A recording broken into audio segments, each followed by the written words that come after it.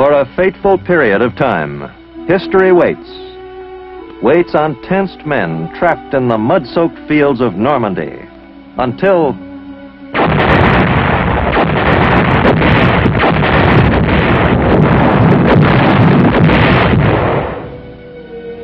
they are able to break out of that agony of isolation and move toward their destiny, changing history's course.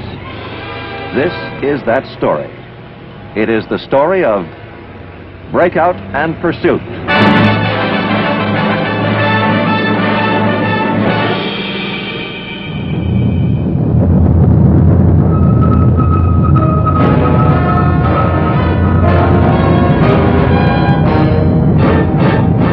The United States Army presents The Big Picture, an official report produced for the armed forces and the American people.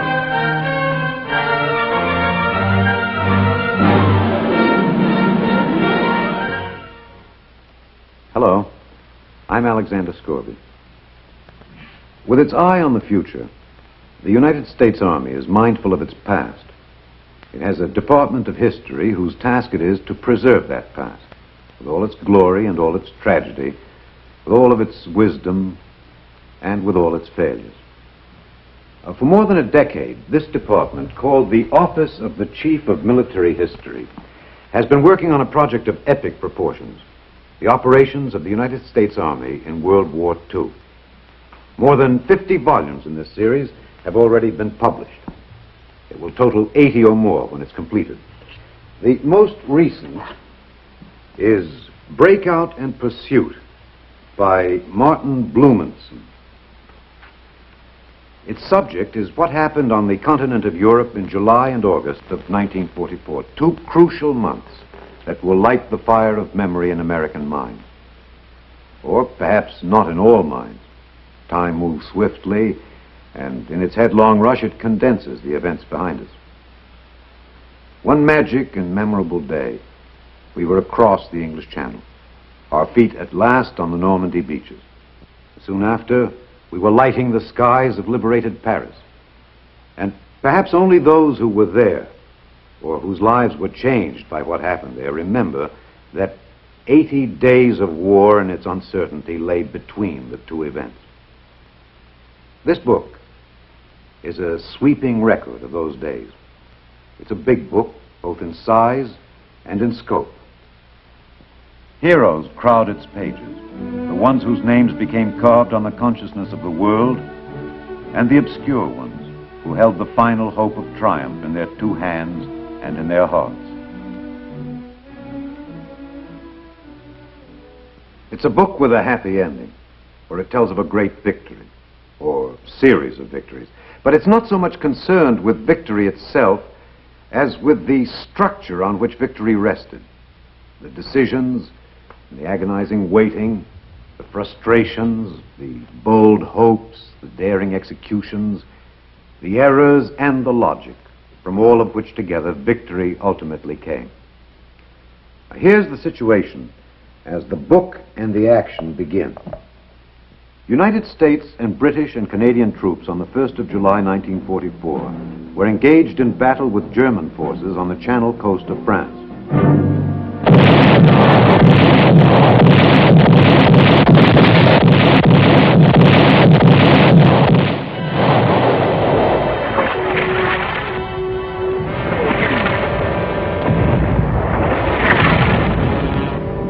The cross-channel attack, beginning on the 6th of June, had accomplished the first phase of the invasion.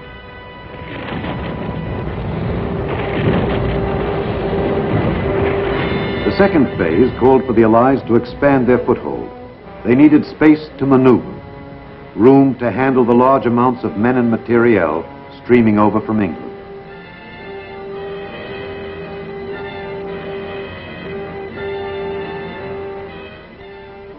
Before they undertook the decisive attack toward the heart of Germany, they wanted this area. But 3 weeks after the invasion, they had only this tiny beachhead, the British here and the Americans here. The greatest single disappointment of the invasion had been the inability to take Caen. which blocked the approaches to the Seine. But the British troops attempting to capture the city had been thwarted. The best hope now lay in the ability of the American forces to strike south and then west and take the key ports in the province of Brittany. A major impediment to this course of action was the terrain the troops would have to fight through. Marshy land enclosed into thousands of separate little fields by hedgerows, behind every one of which it seemed the Germans were well entrenched. And what of these Germans who faced the Allies in the soggy fields of Normandy? They were disheartened, certainly, by the success of the Allied landings. Moreover, the German people were exhausted after 5 years of war and with the effort of fighting on 5 fronts. But the troops themselves were far from beaten. They were skillful, tough troops, seasoned by experience. Their discipline was sharp. Their morale was high.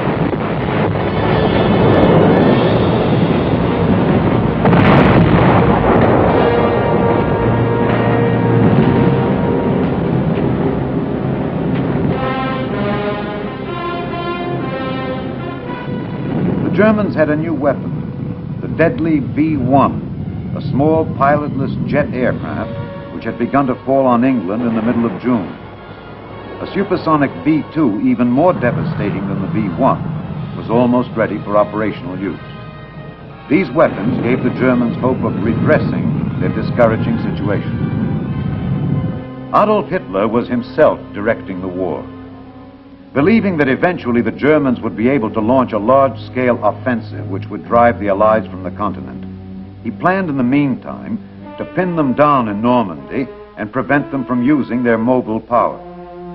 Although some of his commanders now recommended limited withdrawals to make their defensive positions stronger, Hitler refused.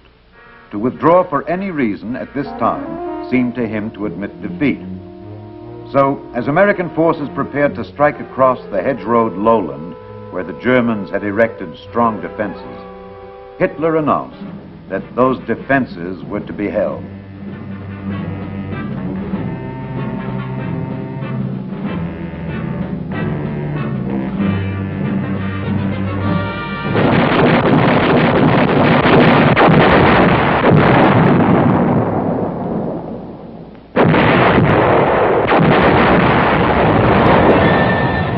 The American attack began in the dawn hours of July 3rd, and it lasted for 17 rain-soaked, agonizing days.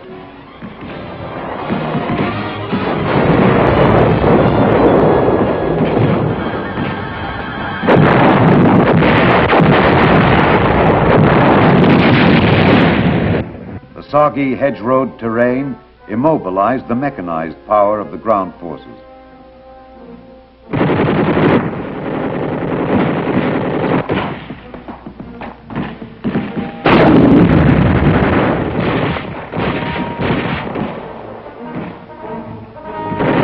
Slow, painful advance was measured in yards, a hedgerow at a time.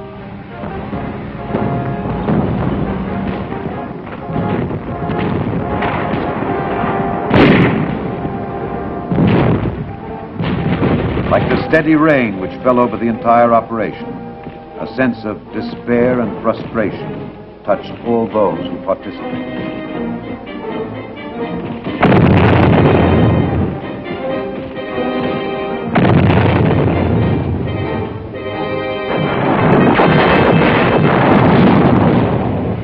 The last action in this offensive was the battle for Saint-Lô.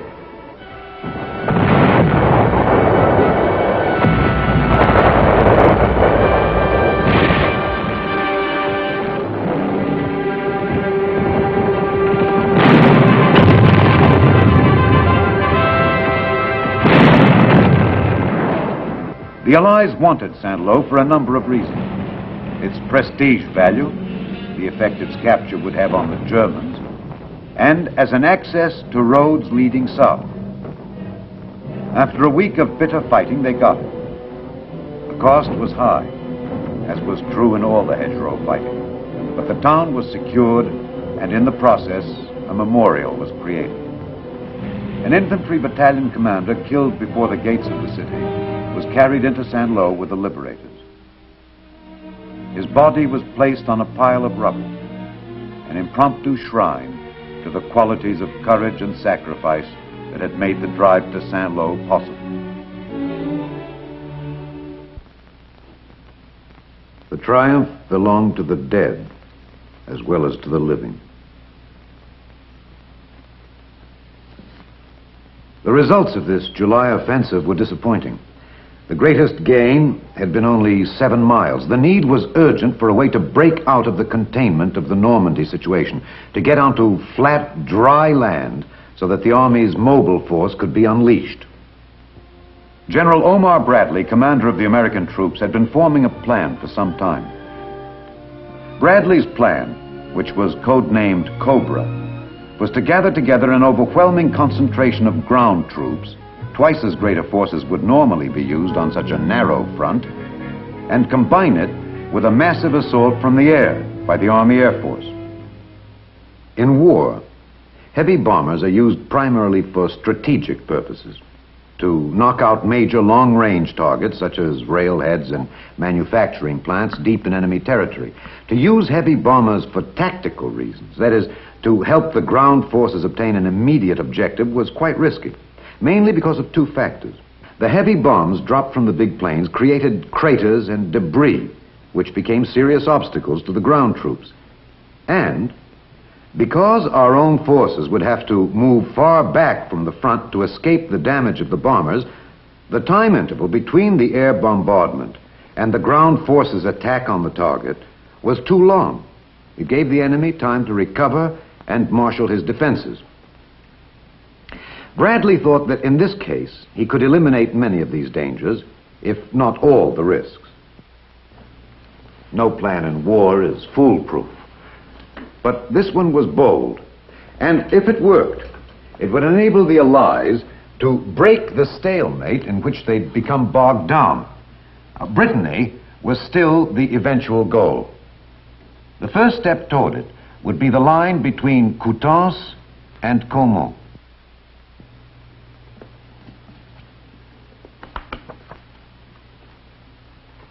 Between the end of the earlier July offensive and the launching of Cobra, there was a lull for about 1 week.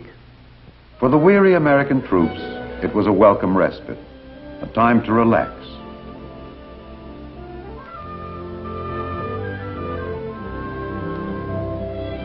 On July 20th, a dramatic event electrified the world and revealed that there was no relaxation inside the enemy camp.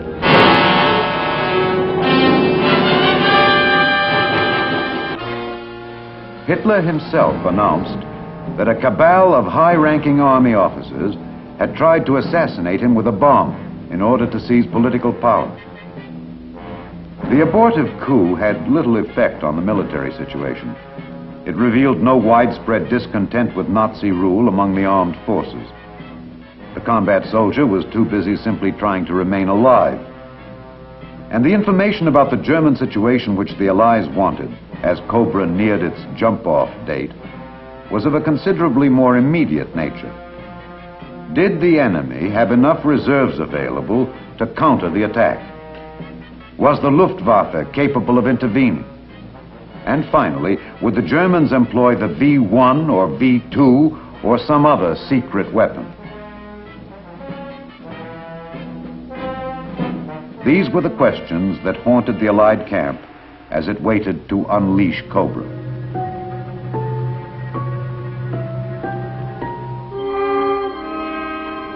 July 24th was the day scheduled for the attack. Because the day was heavily overcast, however, with inadequate visibility for air attack, the operation was postponed. Unfortunately, the postponement order reached the English air bases too late to hold back all the planes scheduled for the attack.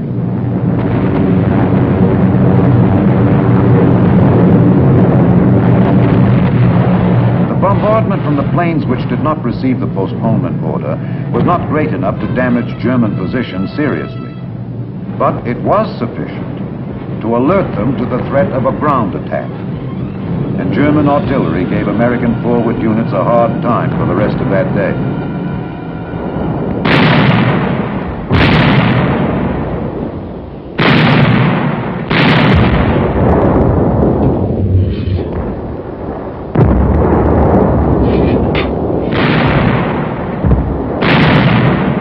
General Bradley, an immediate and urgent decision had to be made.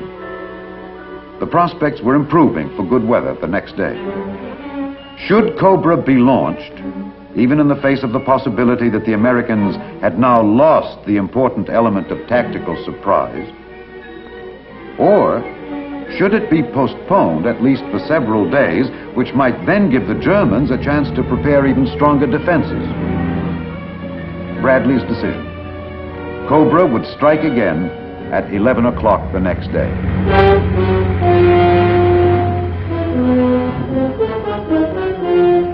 Again on the morning of July 25th, the planes came. One observer called the seemingly endless waves of planes the most imposing aerial parade I have seen since the beginning of this long war.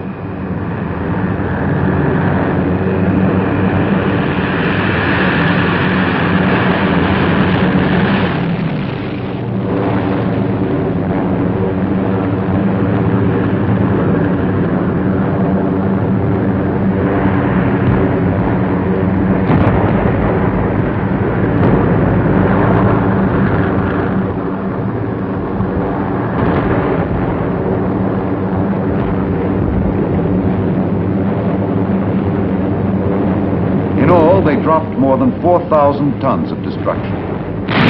But the tactical effect was not immediately clear. Did the bomber attack destroy the efficiency of the German troops? No one could tell.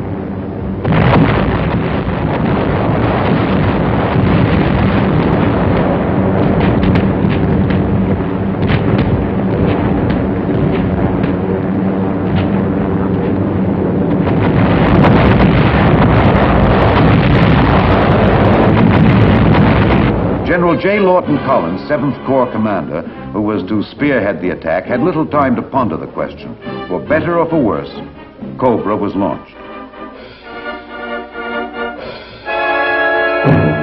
The troops moved out at once.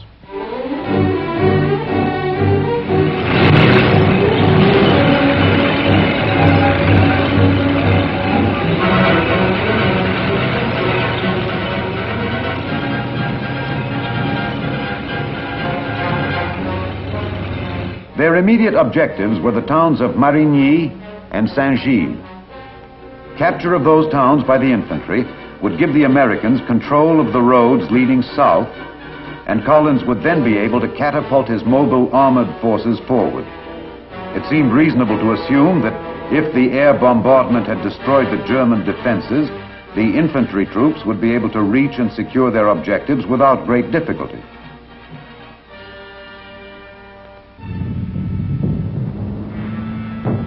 To their surprise, they met strong resistance.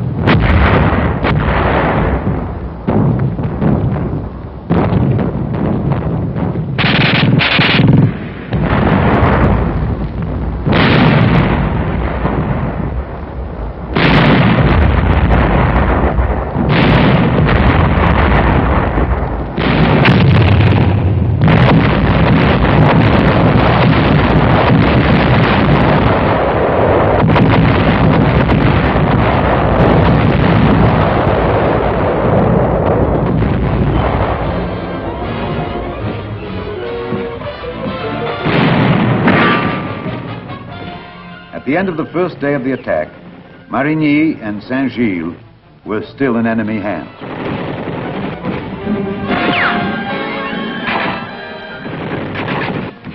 Because the entire success of Cobra depended on a 7th Corps breakthrough, Collins decided to gamble. It would prove to be one of the fateful decisions of the campaign. He pondered the possibilities and the risks and decided to put his armor into action.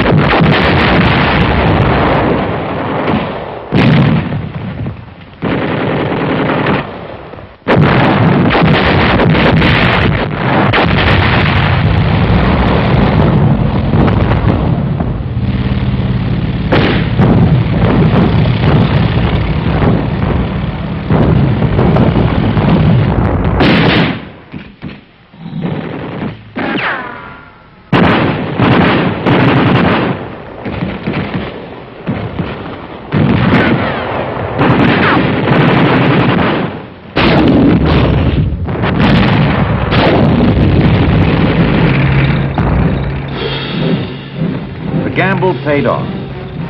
In mid-afternoon of the 26th, one armored column, having cracked the enemy's defenses around the town, rode through Saint-Gilles. There was no longer any doubt. The German line had definitely been penetrated. The 7th Corps had achieved its breakthrough. But the drama of the breakthrough did not end at the Coutances-Caumont line. The drama lay in the development of the breakthrough into a breakout of major proportions. The decision to accomplish this was General Bradley's. He had achieved the limited victory he had sought. Cobra had been a success. He could stop now. But he sensed from their disorganized reaction that a deep wound had been inflicted on the Germans.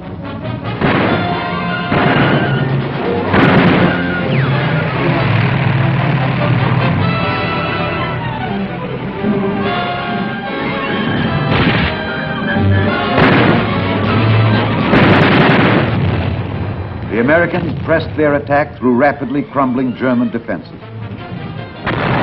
By the end of the month, United States forces stood at the base of the peninsula, at the gates of the province of Brittany. And a nightmarish phase of the battle, the War of Stalemate, was over.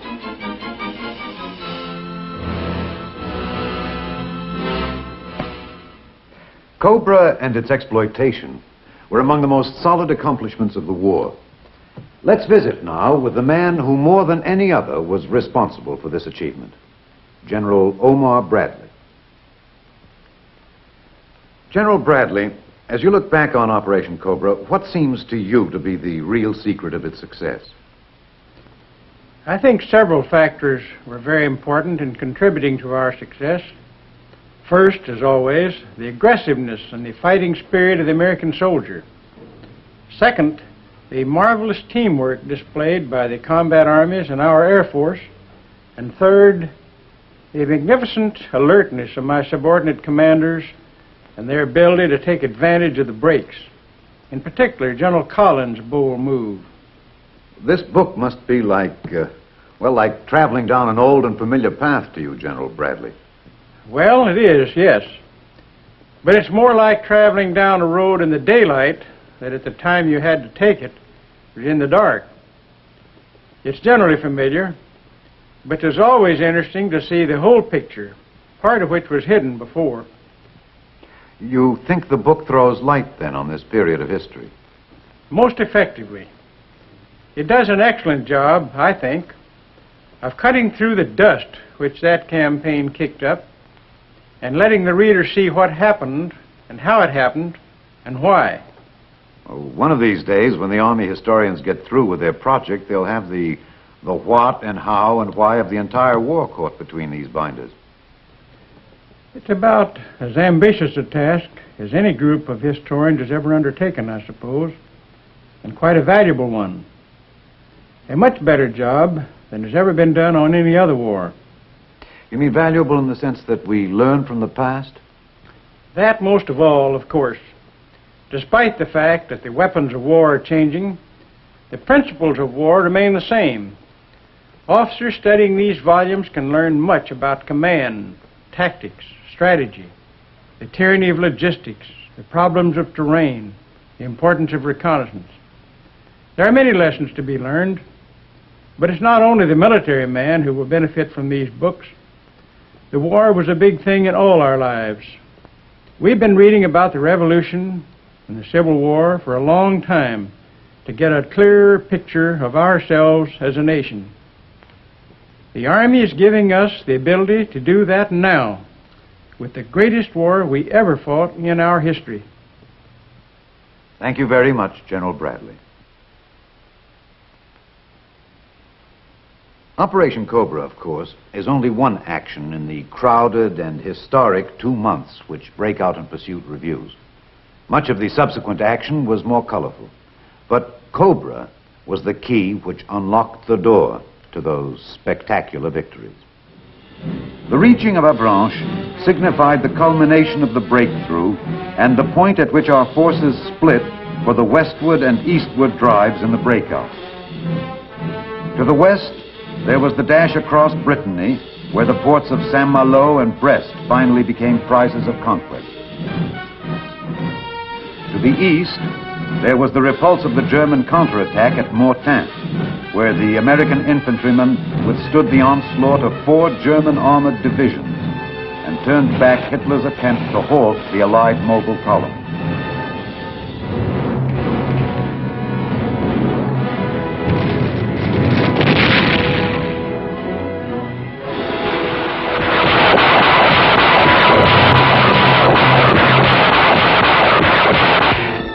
The Allies closed at Argenton and Falaise, where they virtually destroyed 2 German field armies.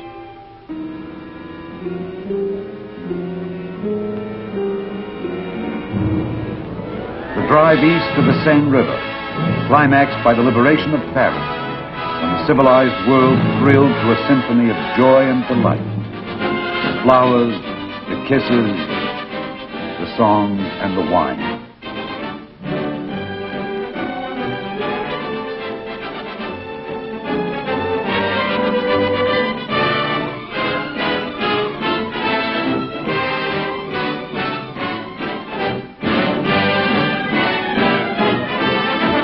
Finally, the triumphant and dramatic pursuit of the retreating Germans beyond the Seine to the border of the enemy's homeland, and the Siegfried Line, where a new phase of the war awaited.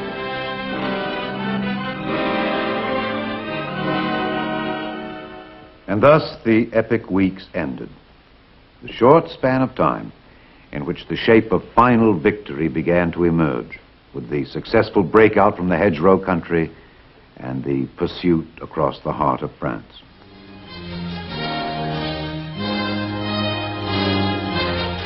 The Big Picture is an official report for the armed forces and the American people. Produced by the Army Pictorial Center. Presented by the Department of the Army in cooperation with this station.